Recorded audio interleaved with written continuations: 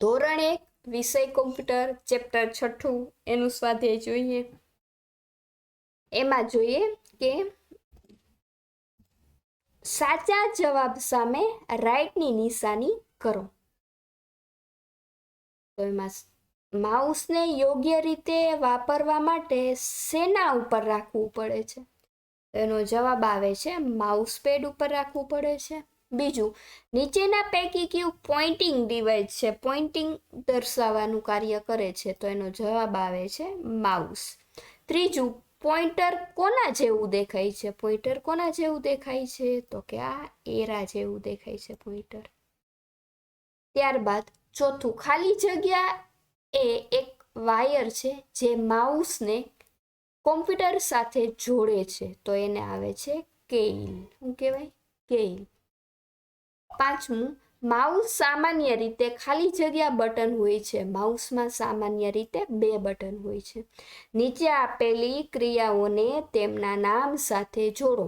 પહેલું, માઉસના બટનને 2 વાર દબાવવું અને છોડવું એટલે ડબલ ક્લિક. સી જવાબ આવશે.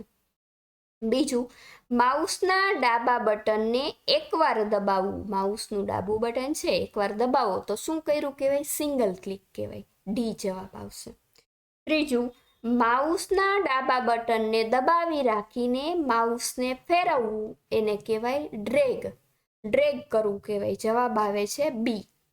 ચોથું, માઉસના જમણા બટનને દબાવીને તરત જ છોડી દેવું એને કહેવાય રાઈટ ક્લિક. માઉસના જમણી બાજુના બટનને દબાવી અને છોડી દેવું તો એને રાઈટ ક્લિક કહેવાય. જવાબ આવે છે એ. આગળ, માઉસને ટપકા વડે જોડી તેમાં રંગ પૂરો અને તેના ભાગના નામ લખો. એટલે આ ટપકા છે એ તમારે જોડી દેવાના છે પેન્સિલથી. જોડી દીધા પછી તમને મનગમતા કલર પૂરવાના છે અને પછી આ બધા જ ભાગના નામ લખવાના છે. તો આજે આ ભાગ રહ્યો, આ ભાગને કહેવાય જમણું બટન, આ ભાગને કહેવાય, આટલો ભાગ છે એને કહેવાય સ્ક્રોલ બટન, અને આ ભાગને કહેવાય ડાબું બટન, અને આને કહેવાય કેઇલ. તો આ તો માઉસના જુદા જુદા ભાગનું નામ. તો અહીં આપણું ચેપ્ટર પૂરું થાય છે. Thank you.